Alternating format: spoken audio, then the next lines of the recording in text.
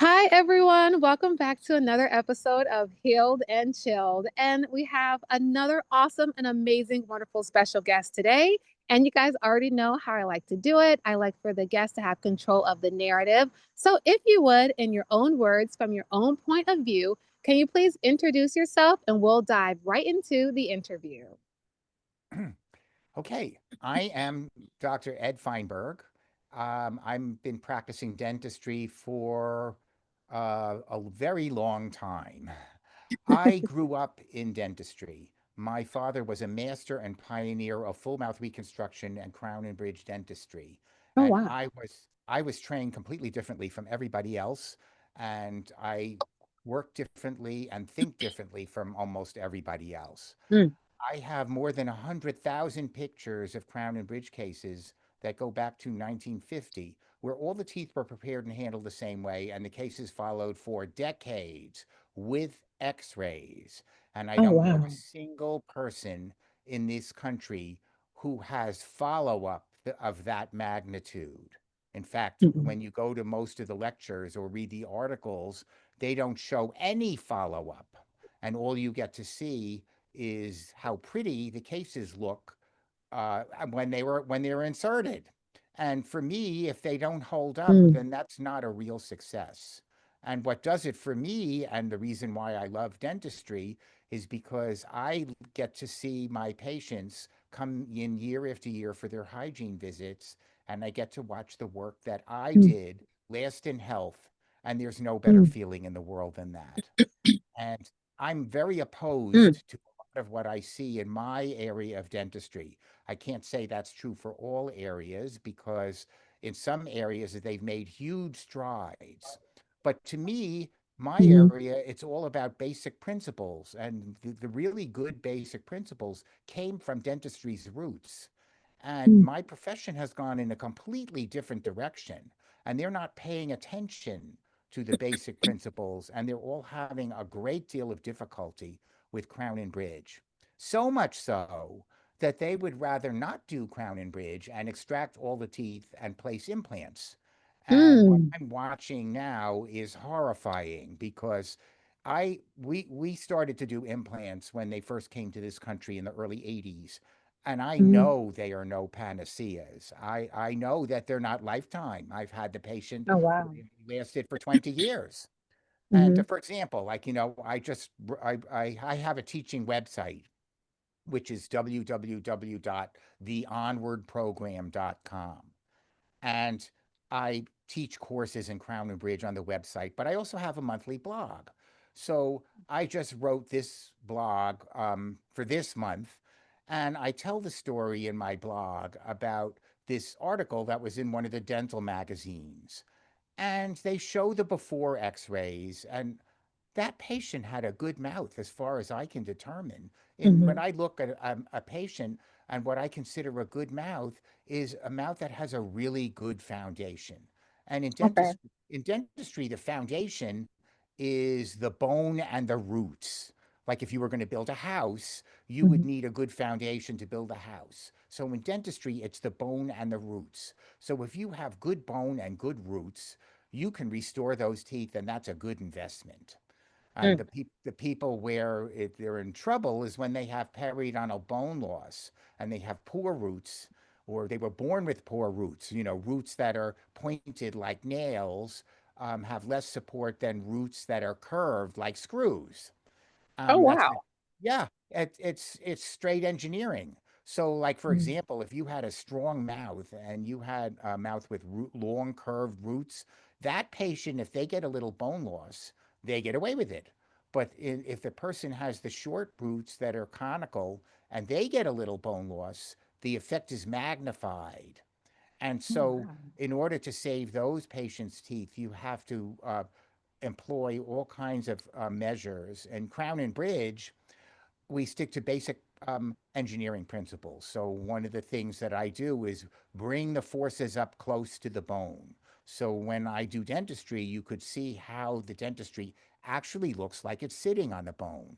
It's not, of course, but as Mm. close as I can get. That is not being taught at all. Then I Mm. try to make the teeth narrower. so that I can put less stress. This is all straight engineering principles. Oh, And wow. very Yeah. often you tie them together. It's called splinting, so that each tooth helps each other out rather than every tooth having to carry all the forces by itself.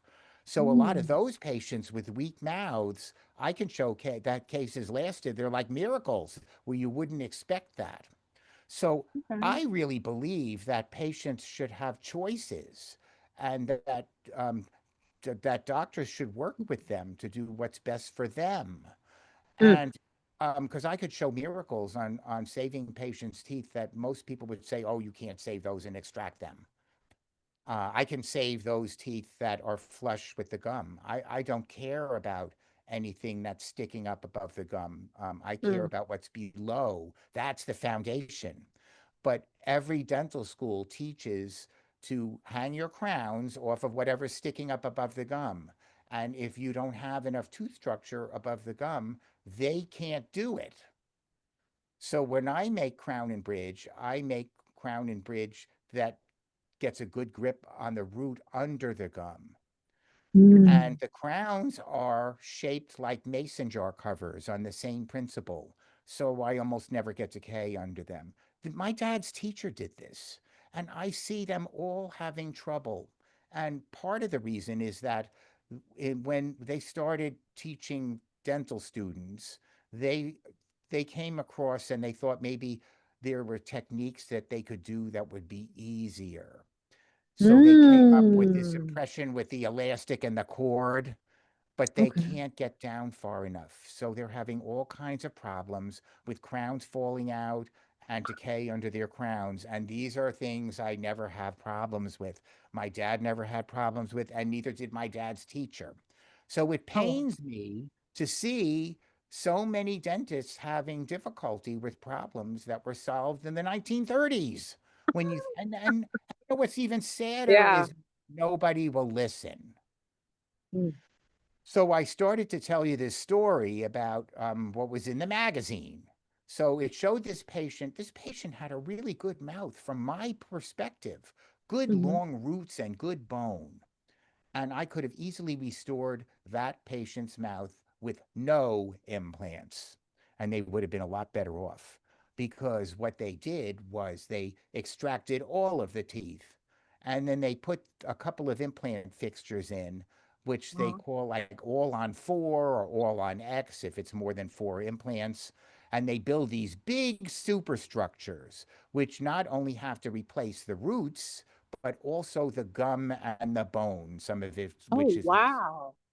And very often it's straight engineering. These fixtures aren't placed in the bone long enough, or they're not able to support the forces that are going to be applied to them.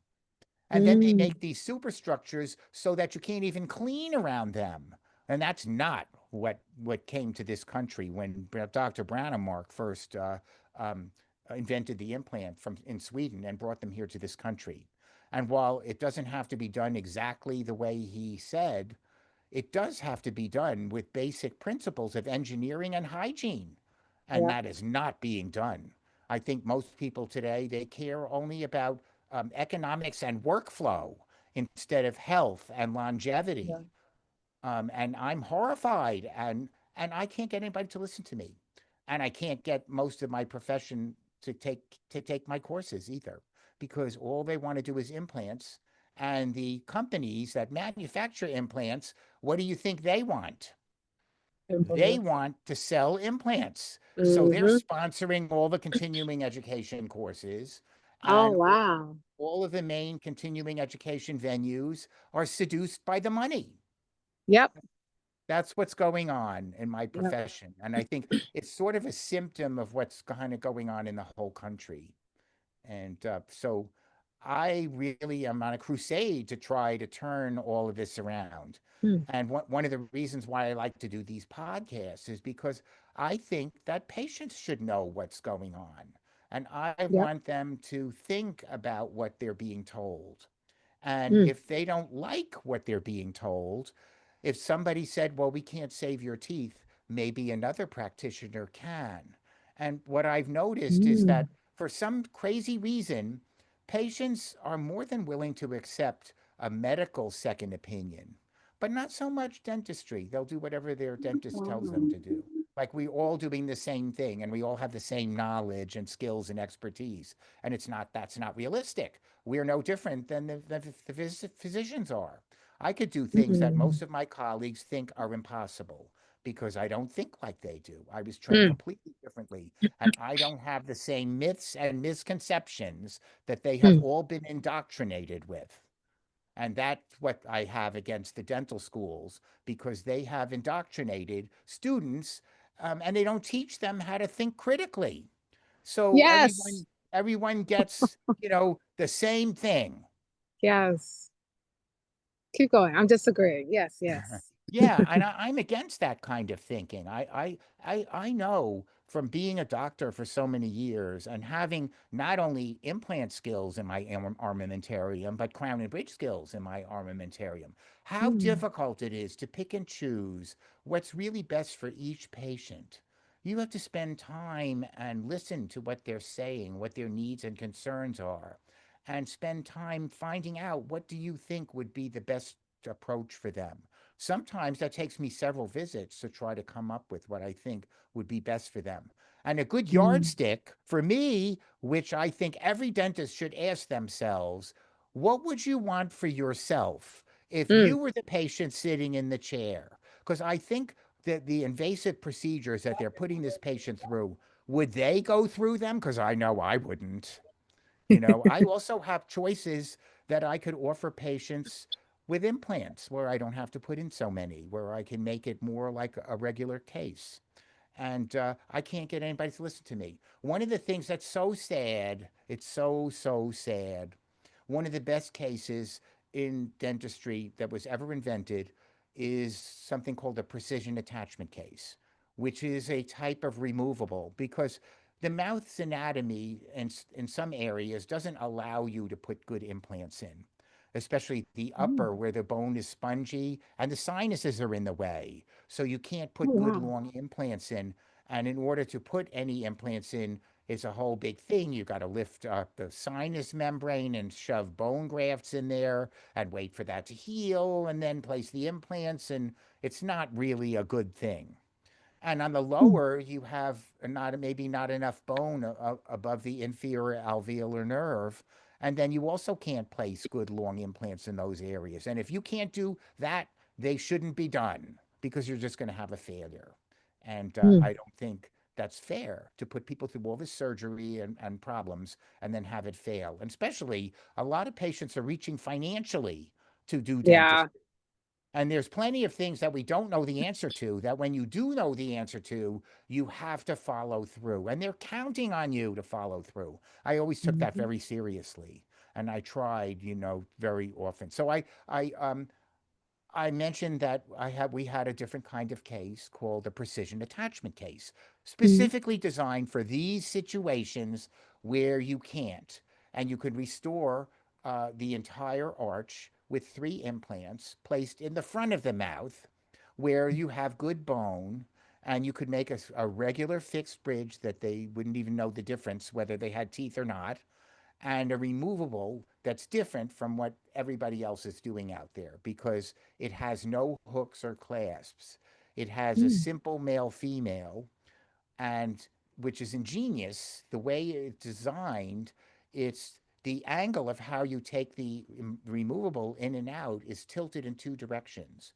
So mm, if a stress is applied to the removable, it can move slightly to relieve the stress, but it can't come out.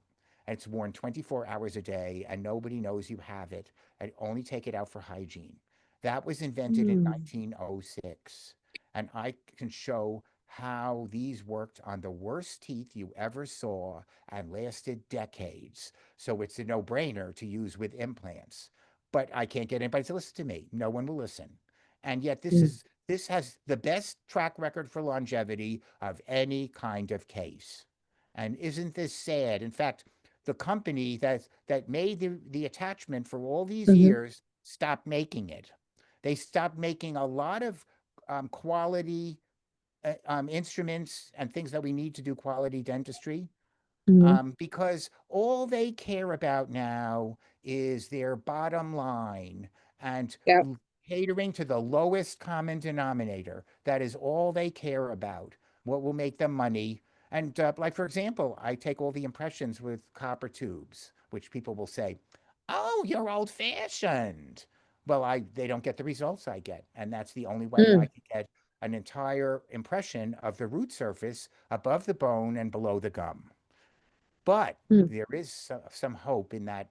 I heard a company in Israel invented a scanner that can go under the gum and scan the whole root surface. And scanning is accurate. Scanning and milling are accurate. And that might change things and maybe get mm, dentists to change their perspective because I don't see things the way they do. And I've done a lot of dentistry and mhm, I'm building upon what my dad and his teacher did. These things come from dentistry's roots. And that's kind of what I teach on my website. And what they're all doing veered from that. And so when mm, they look at me as if I'm the radical, when in reality, they're the radicals mm. because they deviated from what had a track record.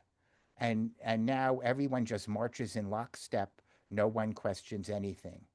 And that's so, so sad. So this is what I'm trying to a one man crusade. Although I do have a few people of like mind who most they were all trained by my dad. Oh, You know, wow. when I started in practice, my dad was famous in his day, and we gave courses to dentists, and Mhm, we would get 10, 12 dentists come to the office, and we would demonstrate in 7 sessions every step how to make a fixed bridge on a patient, and another mhm. 7 sessions how to make one of these precision attachment cases. And that Oh, was my wow. dad's brilliant marketing strategy because in return, he would send us the cases that were beyond them. And and so we were able to do a lot of cases of really sophisticated quality dentistry. Mm, And we very often would take a patient who didn't have the means for that kind of dentistry, but really wanted it, and they could be the patient for the course, and they would get top quality dentistry. oh. Yeah, that's what we did. But I couldn't fill that course if I wanted to give it because the young people, they're not open to a different point of view or a different perspective. I think Mm, part of the problem is that we didn't have what they have. And I'm speaking a little bit in their defense, although acceptance of mediocrity is not a good defense under any circumstances, in my opinion. agreed. But when I graduated from dental school, I didn't have these enormous debts that they have. So today, Oh. graduates of dental schools get out of school with debts of in excess of $500,000. And so instead of concentrating on building their knowledge and skills, which are rudimentary, Mm, they are forced to figure out how are they going to pay these loans they're back. back. They're Wow. never going to be any good and they're never going to give anything back to the profession. That is what society has done. And unless we change that, there's no reason why education needs to cost that much. You can't make somebody start out that way, their profession that way. And I've heard some people refer to the dental schools as cash cows. And if that's true, they're just as bad as the government in what they've done to the young people and how they Mm, there's a, this comes back as poor quality dentistry for the public. That's what this all mhm. comes back with. And the dental students also graduate with a false sense of knowledge. Like they think they know Yep. everything, and they know absolutely nothing. In fact, I'll even go so far as to say they know less than we did when we graduated from dental school, which is sad. Yeah. Yes, they are trained with the most advanced digital equipment, which is not really there yet if you want to do top quality dentistry. I did mention Mm, that scanning and milling is accurate, but until we get that device where you could scan the entire root surface below the gingiva, you can't say you only do digital and be good unless you're in orthodontics. That's different because they don't have to scan under the gingiva or under the gum. mhm. They don't have, so they can say, I only do digital. And I know some very fine orthodontists who only do digital, but not crown and bridge work. And yet they're under this delusion that everything can be done digitally, and that's not true. And so they are Mm. trained with all this fancy equipment supplied to the dental schools by the companies who want the graduates to buy their equipment. So it's given Mm. to all of them. And they don't know how to do anything with their hands at all. Like I could do everything, both. Because I was trained when I first started, all I did was carve teeth all day for patients. And Oh, then I wow. did a lot of my own laboratory work, which I still do, and they don't know how to do any of this. They don't understand what technicians go through, because unless you do it Mm. yourself, you don't know. And I think my personal opinion is you have to know how to do things the analog way so that you could really appreciate how to do things the digital way, Yeah. because you getting that spatial understanding is very difficult unless you've done it and you understand what's involved in making dentistry. And what's even worse is when they graduate from dental school and go on their residency programs, they Mhm. have none of this equipment at their fingertips. What are they going to do? So the dental schools are doing a tremendous disservice because Yeah. they have these students who are graduating and have no skills, basically. And I'm just appalled at the direction that things are going in. I can't even believe what I'm watching. And it's just whatever I say is like screaming into the wind, and everything falls on Mm. deaf ears. And I don't know what to do about that, but I think people should be aware of it. Yeah. No, I definitely agree. And as someone whose crown fell out and whose dentist basically, or I think it was the endodontist, basically burned me with the bleach solution she was using while she was doing my root canal. I don't know how it got out from where it was supposed to be and like kind of burnt my tongue and then my crown fell out. I can definitely resonate with what you're saying based on my own personal experience. Well, it wasn't. It was most likely the dentist who made the crown, that dentist's fault, or he doesn't know how to make a crown, because from what you described, it never fit properly in the first place. They're not supposed to Yeah. leak, and they're not supposed to fall out, because it's very common practice, to have to do root canal like 20 years afterwards. Nobody knows why nerves die suddenly. It happens, Hmm. and could be 10, 20 years later after the crowns were made. And the standard procedure is to just go right through the crown, and then you don't have to do the restoration over. You could just close it up. But if the crown wasn't made right to begin with, then that's exactly what I was Was alluding not. to. That the way they're being trained, they're having a lot of difficulty with crowns falling out and with decay under crowns, because if you could get that solution to go under the crown into your oral cavity, then it's leaking. It's not really sealed. And then that will mean that that's area susceptible to decay. That's exactly what's going on.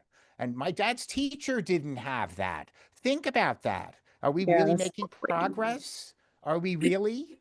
You Nope. know, I don't think so. They're also inventing these devices. For example, one of the devices, oh, crowns in a day. This is real crap. Um, I hope that's not a bad word. No, no, it's okay. It's fine. We'll And excuse that one. what this is milling a crown out of a block of ceramics, but it's what you call a butt joint crown. So what I Hmm. mean by that is when we prepare teeth, we prepare a ledge on the tooth, and a butt joint, you make the crown to the ledge.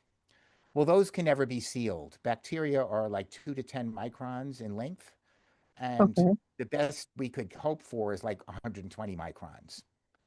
They knew this in the 1960s when they made the exact same thing. Instead of milling it out of a block of ceramic, it was baked in an oven. The all ceramic crowns that were baked in an oven in the 1960s are exactly the same thing, except this is milled by a machine and the other Hmm. was baked in an oven.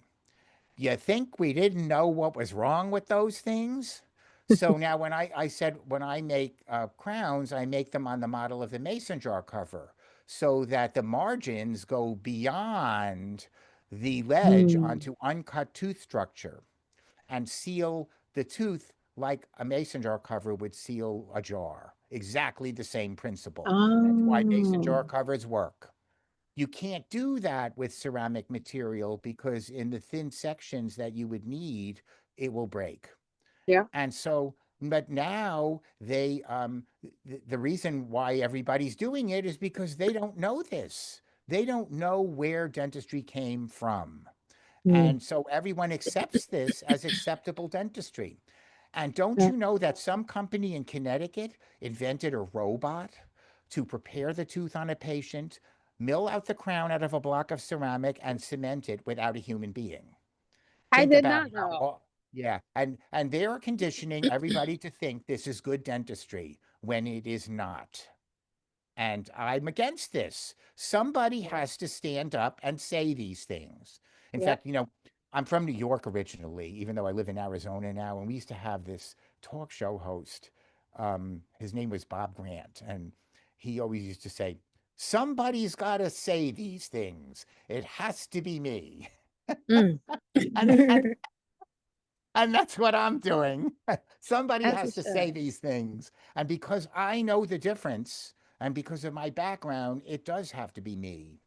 Mm, And so I'm looked at as, a radical, as old fashioned, in that along those lines, because people aren't interested in science. They're not mm, interested in evidence, real evidence, because I could show case after case after case um, of dentistry that lasted in the mouth for decades. I have all of that. And that's what I show. I show a lot of cases when I give my courses on my mm, teaching website. And so it pains me that I'm watching this in disbelief. I'm absolutely yeah. watching in disbelief, and no one says anything. It's all accepted. And Mm, it's I've seen the quality of care go down into the toilet. I don't know what you could do about it. Dentistry once had a great reputation, and was based on dentists who did painstaking quality work, and they mm, may not have necessarily agreed with all of the basic principles that I believe in, but they strove to do quality. I don't see as many people striving to do quality as I did when I first graduated. I see the quality um, and the attitudes completely different. And mm, so, I think sometimes a lot of younger professionals don't like me and find me abrasive. But I know the difference. I know what we were like when we graduated. We knew we didn't know anything. If they said, mm, we have a course for you on a Saturday, we would be there. I said, we knew that what we were being paid on a residency program wasn't a salary, it was a token payment so we could continue our education while and mm, live. That's what it is, okay? These kids think it's a salary, and I heard them saying, "Oh, I'm worth much more than that." Really? Um, oh, that's you can't be you. It took me years to get this knowledge and skills, and believe me, my dad was a tough taskmaster. It was not easy. He was a rough cat, but if he didn't stand over me, I would never have become this good. And mm, he always used to tell me one of the hardest things in life is to be your own worst critic because nobody is standing over your shoulder. mm, And that's true. and he was tough on himself. I saw him do things over that I know nobody would do over because it comes out of your pocket. You have to remake something, you're going to pay for it. And Mm, he always did what was right. And I mm, have all the evidence. Nobody will ever match the sheer volume and quality of what he did during his lifetime. I admired him so much, and I had this mm, unique privilege of being able to study with him that nobody gets. And that's why I mm, see things differently. So anyway, when I gave a course at a residency program, I called up the director because I knew him very well, and I said, an hour isn't enough for me to teach them anything, but I'd be willing to come on a Saturday at my own expense and spend the whole day with them and teach them how to do crown and bridge. And do you know what he mm, said to me? He said, mm. "Oh, they would never come on their time, only on our time." What? Free Oh, CE? Free CE? This is what I don't know how you reach people whose attitudes aren't right. How do you change yeah. attitudes? So I know if this is how I feel and what I Mhm. see in my profession, this is across the board in everything. And I'm sure you could tell me some stories too, that relate to this very subject. How do you change attitudes? I know how I was brought up. And yes, it was tough. It was not easy. But Mhm. I think that's the only way you could be any good. You have to be your own worst critic. You have to be diligent. You have to be Oh, willing yeah. to learn. I Yeah, that's see true. so much acceptance of mediocrity. Copping out like, oh, that's the best I can do, or we'll have to Mm. wait and see what happens. Well, bacteria or microns, you are not going to get away with it. So the patient is counting on you to do right by them. They Yep. don't know what you're doing. They don't understand what's involved in making dentistry. It is really one of the hardest things that you could do to be really good at. It's more like Mhm. neurosurgery than any other area of medicine. Everything's in tenths of millimeters. So, Oh, like wow. Right. yeah, it is. Yeah, people don't realize this. If you Yeah. want to do crown and bridge that's really good, you have to know how much tooth structure you took off and how much you're putting back. So when I do dentistry, I know that you can only take off a millimeter and a half to 2 millimeters of tooth structure on a tooth that has a live nerve in it. Oh, wow. Otherwise, you'd be into the nerve, or you're likely to cause a nerve to die, and then the patient will need root canal. So you have to be extra careful not to put back more than that. I try to Mhm. put back less. So I measure everything with an Ivinson gauge that tells you how thick everything is.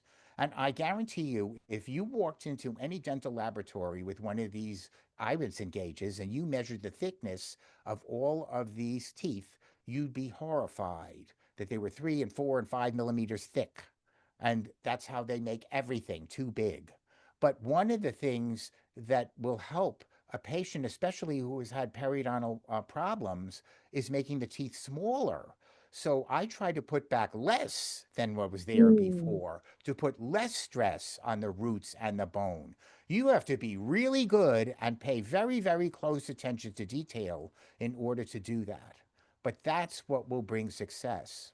In fact, if when as we're talking about implants and how they're making all these implant cases exactly the same thing, well, that are too big and put too much stress on the implant fixtures. Well, when Dr. Branemark, who invented the implants, when he made dentistry, um, I have his book. Every case they were narrower than a natural tooth would be. They were very very much narrower. And Mhm. he knew not to overstress these things or you could get an engineering failure. And he was a real Mm. scientist who I admire because he did 20 years of research before he ever came to this country. And he could show all these cases and how they lasted in the mouth 20 years. And in the Mm. beginning, when they first came here, they were only being done on patients with no teeth. And Oh, wow. yeah, yeah, that's how he did them. That's where it came from. And you knew if you followed what he said to do, you could get the same high percentage of success that he got. And so we followed what he said religiously for the first decade. And then Mhm. in the 90s, we started to do small bridges and single teeth. And now in the 2000s, it's the Wild West. And they are just doing anything, sticking them in Yeah. everywhere like they're panaceas. And they're really more feats of engineering than they are tooth replacements. But if you are they should be treated like tooth replacements. So that means that they have to be placed exactly where the tooth root would go. And you have to Mm. have the tooth emerging from the gum like a natural tooth would. So the patients could keep them clean. And that's the other way of making it. When Branemark made these cases, he made them what's called high water design, where it would be like a regular bridge would be across the river, where you'd see all the supports and you could go right underneath it. And that's how they were made. And so the patients could easily clean around them. So now it's not necessary to make them that way, but you do have to follow basic principles of hygiene and engineering, and that is not being done. And if it's not being done for implants, it's also not being done for crown and bridge. And Mm. so the failure rate is just skyrocketing. And I'm watching this in disbelief. I mean, doesn't Yeah. anybody know this? Because there have been some very famous researchers in implantology, like this Dr. Carl Mitch, who Mhm. unfortunately passed away. And he spent a lifetime studying implants, and he always said repeatedly that implants have to be centered around the management of biomechanical stress. And I don't know why they aren't listening to him. I mean, I could understand why they are not listening to me because, Oh, they branded me. Once they fringify you and brand you, um, yeah. that's what they do. In the Yeah. medical profession, they don't like alternative treatments. A lot of them work. They don't like it Mm, because they've been indoctrinated with dogma, and it'll interfere with their profits, and they're very close-minded, and that's what I see happening in my field too. mm. When in reality, you should evaluate everything and let's see how the research that is done on its merits. So one of my other titles is I'm a reviewer for the Journal of Oral Implantology, Okay. and I get all these articles to review from doctors who want to publish their research, most of which stinks. And I'm really bad, aren't I? I'm so bad. Just a But little it's bit, but it's it's okay. it's the honest truth. Yeah, First of all, fair some of enough. them, a lot of them are coming from Europe, and they all have to have published articles in order to get their doctorates, which is a very bad idea because most of the research that's done is less than 5 years. You can't even make any conclusions from research done less than 5 years. In fact, Mm, when I show cases, I like to show follow up of decades because, mm, 5 years to me, I always thought that unless you got 10, it was a failure. And, mm. now no one even gives that a second thought. They don't care about their failures. And I don't think that's how you build a good practice. I think you build a good practice because you've really helped people and you were able to do something for them that was transcendent. So, my dentistry is in, um, I have some cases that I did in about 40 years. And Oh, wow. dentistry, you don't know how long it's going to last, and there are no guarantees. That's Mm, when you deal with the human body. fair. Everybody knows that doctors, bring a patient up to the operating room, and in spite of their best efforts, the patient dies. And the same thing could happen in dentistry, although nobody dies, the cases may not succeed. But Right. the better you are and the more you adhere to basic principles, the higher percentage of success that you're going to have. So I have some patients with dentistry in the mouth 40 years. And the reason why they got to hold on to it is because changes that occurred were minimal and gradual. Whereas I have other Mm, patients that had to have their dentistry replaced 10 to 15 years because of changes that occurred, and now you have to compensate for the changes with a new case. So everyone is different, so it's sometimes hard to predict, and it's also hard to predict when exactly you should step in and redo some of this dentistry if the cases have mm, been in the mouth, because the changes are minimal and gradual and not drastic. If I came across a case where changes were drastic, because when I see a patient, I take X-rays every 2 years, and the first thing I do is compare them to their previous set to see if there's been any change. And if there's been drastic changes, I make them go and have a complete physical, because invariably they either have cancer or heart disease or diabetes, one of those three. oh, wow. That's yeah, and thank God that that is not common. That's only a handful of time in my career have I seen that.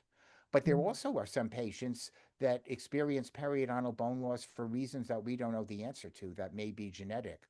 That's a very, very, very small percentage of patients. And so that's important. You're really taking care of their whole oral health. mm, So if you structure your dentistry properly and enable them to keep it clean, they're going to have less problems, less periodontal problems. And it's been shown that there's a tremendous correlation between periodontal disease or gingival disease and systemic problems. Because when you have unhealthy gums, it's a direct route for bacteria in the mouth to enter the bloodstream. And so oral health is very, very important to overall health. mm, And that's why it's so important to replace missing teeth. So some people get away with it, but very often when patients have missing teeth, the teeth around the spaces drift, and the teeth opposite the spaces erupt into the space. And then all the teeth start taking forces in abnormal directions. And nobody knows when the body's not going to tolerate that. And in Mm, human beings, one of two things, or maybe both things, happen. Either the teeth wear or the mm, bone goes, one of the two things. And now you're talking about the collapse of the whole mouth. So that's why it's important to replace missing teeth. And so a lot of people aren't aware of that. So they let it go. And they could absolutely be making more problems for themselves in the long run. But I always yeah. believe in trying to do, what's best for each patient. So I'll give you an example. So Mm, now, in most dentists, when they see a space, right away they think, oh, implant. I'm going to put an implant in there. Be a perfect mm, place for an implant. And if you go to all the lectures, you'll see a lot of this. But you don't see teeth around the space that are completely virginal. They either have periodontal bone loss, or they have big fillings, and or they have crowns, or they're going to need crowns. Though that's what you see around the space where they're going to put the implant. And that patient would be better served with crown and bridge, which can do something good for the whole area and correct the problems in the whole area by changing the architecture. And that's the end of the patient's problem. Whereas the mm, single tooth implant does nothing for the patient's adjacent teeth at all. And the patient's problems are never solved. So the mm, patient ends up with a hodgepodge. That's what I see. They end up with a hodgepodge, and there's no planning or any thought given to what is going to happen to this patient down the road. And mm, I think implants, except in certain circumstances, should be a last resort and not a first resort. And it's now mm, being treated as if it was a panacea as a first resort. And a lot of it is because the dentists don't know how to do good crown and bridge, and they don't have good mm, crown and bridge skills. That's a big part of it. And they do what they know how to do, mm, which if we were thrust into that situation, we would probably do the same thing. But I want to teach people, and I can't get them to even be interested. That mm, it's attitude. Back to that again. Why are they not interested? You know, they think, oh well, placing implants is easier and lucrative, but you can still make money with crown and bridge. You do what the patient needs, mm, and that's how I was trained. So this is the difference between an overall approach to dentistry that considers the overall health of the whole mouth, and mm, a piecemeal approach to dentistry, which considers filling a hole or a space. And so now the piecemeal approach is in vogue. And that's what I see all over. So no one is thinking, what can I do to mm, prevent this patient from continuing to have problems? That's what I mentioned early in the program is what does it for me is you get to see the work that you did last in health year after year after year. That patient knows you're special because they mm, have friends and relatives who are having all these problems and they are yeah. not. Mm, And that's the way you should build a practice. yeah. Yeah. Wow, wow, wow, wow. Well, first thing I'm going to do after this is book another appointment for my dentist because I just got I definitely will be doing that. And like you said, getting second opinions. And I just think that there's a lot that you shared. And as someone that works with children, I can agree that just in general, and from a product of the school system, that critical thinking skills are not being taught. I think they're being stifled. And I was talking about this the other day. One of the clubs, I told the girls and the boys, I was like, okay, just draw something green. And one of my students almost had a panic attack because I didn't tell her what to draw green. I'm like, just anything, just draw something green. And so I was like, okay, draw something green that can fly. And she's like, but what?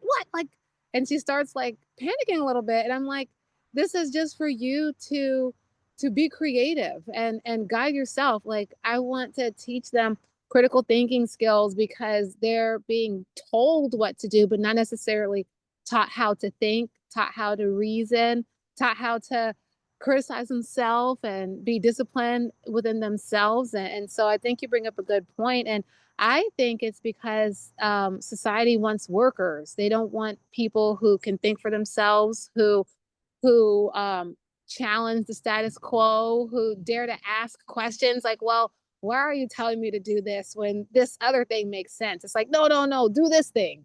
And little do we know they're getting paid on the back end. So I definitely agree and have seen that across the board. We are coming up a little bit on the tail end though. So I'm just wondering, would you mind sharing a little bit more about your courses, because there might be someone who feels like, okay, well, you know what, you're right, I want to do better for my customers, for my clients, and really give them what they need. So can you elaborate a little bit more about what your offerings are, and just give us a high level overview of what that looks like? Sure. I have a teaching website called it's the Onward Program. So it's www.theonwardprogram.com. I have a lot of information that anybody could get. You don't have to be a dentist to go Oh, and okay. take the courses, but it really is geared towards dentists. So the first introductory courses, I think they're all free. And later on, the Mm, more intensive courses are they're nominal fees. I mean, charging nothing for this. And if I had a student who wanted to take the courses, I have a code I would give them. They could have it for nothing because I really, really want them mm, to get the information. I mm, also have a documents library, and I have a lot of information and different articles that I thought had merit are in the documents library that anybody can download. And I also have a monthly blog, which I pick an issue that's related to dentistry and give my take on what that issue is. I do that monthly. So, but you can go and look, and all of the blogs are there, and pick out mm. different topics and read the blogs. Guess I'm inflammatory in a lot of ways, but it's designed to make people think about things and Right. ask, as you said, ask questions because you can't learn anything without asking questions. In fact, I think I even did Yeah. a blog on that subject on asking questions because I think it's so sad. Here we are in a learned profession. It should be all about questions. Whether you agree with me or not, Yeah. at least be willing to look at something from a different perspective. And I don't expect everybody's going to agree with me. And maybe that's Right. not the purpose of science or education. Maybe the purpose is to make us all think, to be able to look at things from a different perspective. Mm, And I have a pretty good evidence for what I'm teaching. I can show, and I show exactly why I don't fudge anything or lie about it. It's all the truth, and it's all there, and it goes back. All the cases in the courses have years on them, so you could see they cover the gamut of 70 years. That's all done with the same basic principles, not mhm, necessarily the same materials, but the same basic principles. And I think mm. that's what's really important is having a set of basic principles that you live by, that Yeah. you are not guessing, that you understand where you're going and you know why you're doing what you're doing, that you have a good track record. So like when I talk to a patient, I can show them some of these cases. This case is similar to what you have, and look how it worked in this patient. And this is that Mm, patient's x-rays 20 years later. mm, And that's what I use to show them. No one's going to mhm, show them that because they don't have it. And that's what I have to offer. Anybody who wants to learn, I would spend time with them one on one mm. and teach them because I feel that strongly about it. Do you know Yeah. I want to be somebody's mentor in the way that my dad was a mentor to me, and I cannot Oh, find a single person who wants a mentor. That's think about that. That's scary. wow. That's very Yeah, scary. that And is. and I know when I started my career, people would be banging down the doors to learn something from me because they came to the courses that we gave. And my Mhm. dad gave that course in his office for 40 years. Wow. And think about that. And I worked with him. He was such a genius. I worked with him every day. And Mhm, I would learn something in these courses, and I'm there every day. And I would say, Dad, I'm here every day. How come you never told me this and such? He was mhm. really brilliant, and I was honored to have him Oh. as my mentor. I want to do this for somebody, Mm, and I can't find anybody. So I have to leave my dad's and my legacy in a different way. One of them is the mm, website. And I'm also working on another book. This was my third book and my second textbook. And this is a book on Wow. Crown and Bridge. I've done a textbook already on the precision attachment case that I talked about earlier.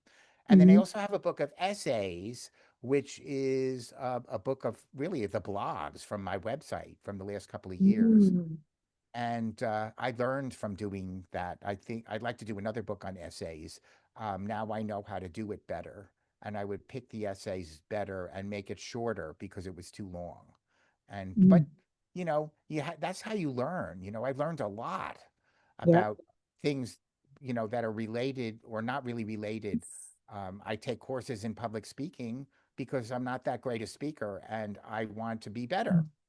And I take Mm. courses in publishing and writing because I want to be better. My real area of expertise is crown and bridge work. Mm. So that's what I think people should be oriented to. Education is lifelong learning, and the whole Yes. object is to get better. And that's why they call it dental practice, as my friend says, because maybe Mm. one of these days you'll get it right. And there's a lot of truth to that. We all make mistakes. I've made more than my share of mistakes, but as long as I could learn from it Yep. and prevent that making the same mistake on another patient, I'm okay with it because we're all human Yep. and we're not perfect. And Right.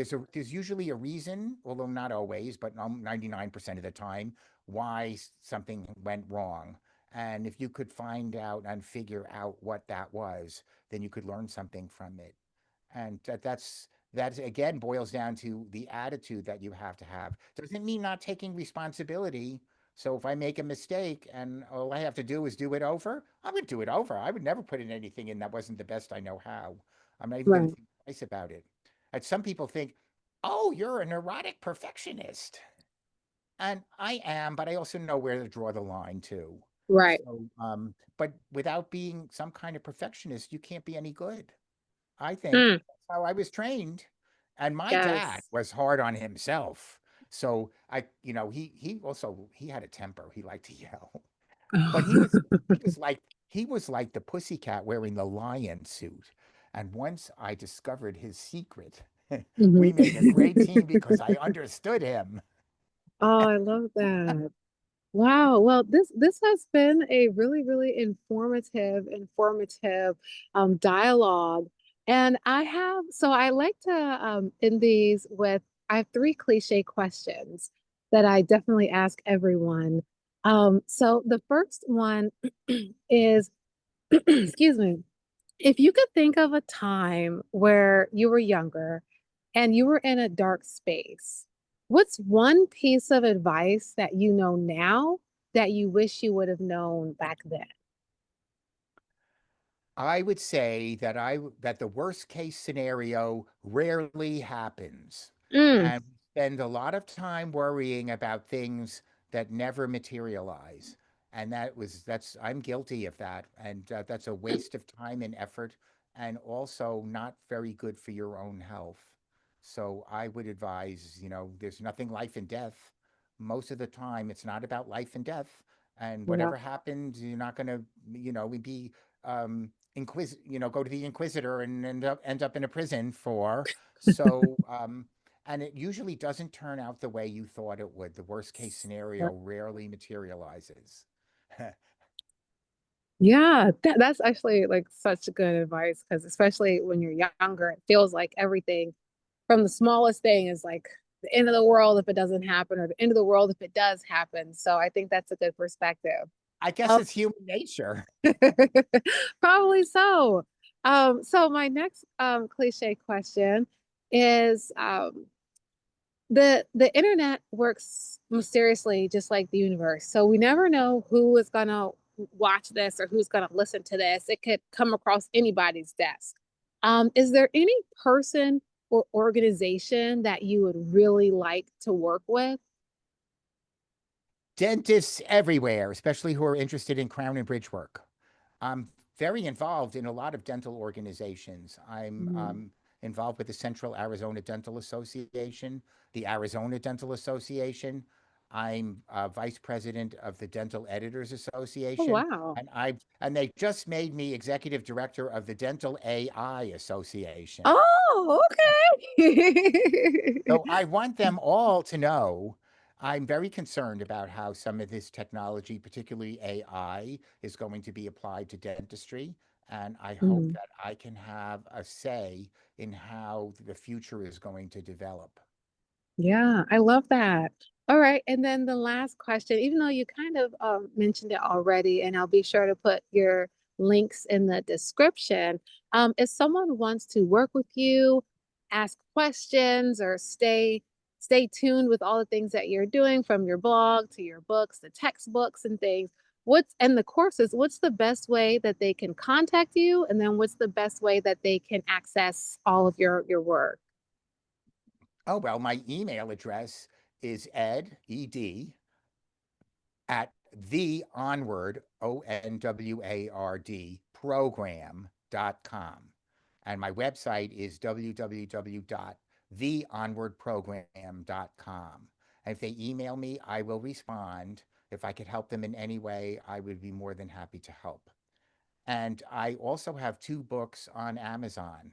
So if you Mm. look for my name, Edward Feinberg, books on dentistry. I have two books on dentistry. One is the first textbook, and the other Mhm. is the book of essays on different subjects in dentistry.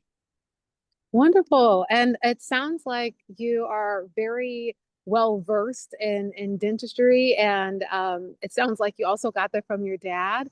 So I am hopeful that you'll find the right person that you can mentee or mentor to who can absorb all the knowledge and that more people with open minds that want to provide better services to their clients, including the person who messed my um, crown up. I hope she finds you because it was too big when she put it in my mouth, and she probably should have just instead of trying to force it in there, she probably should have just did another one. So I hope that she and everyone like her finds your courses and things, and just thank you for the work that you do and being a voice and advocating for the people out there, the patients and things. And I just hope that the right people will find you, the right people will find this interview, and um, I give I'll give you and like I give my students and my guests a signature round of applause for a lot of wonderful information, dialogue, and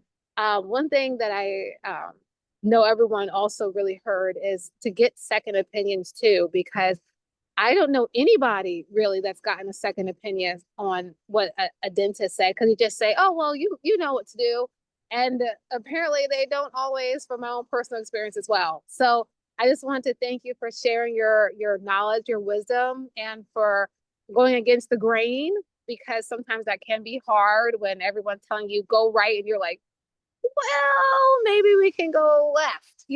So big lots of respect to you for everything you're doing and I'm wishing you nothing but prosperity, good luck and a wonderful journey. Thank you so much. I think we're going to be going into a golden age. So Mm, I'm very optimistic that we can change things, but we should mm, never settle because everyone else is doing it or this is the yes. way everyone does it. Those aren't good answers. We should examine Mm. everything and ask ourselves, does this make sense? Yes. Well, I'm gonna leave it right on there because I think you tied that up very, very nicely with that quote. All right, guys, we'll see you next time. Bye.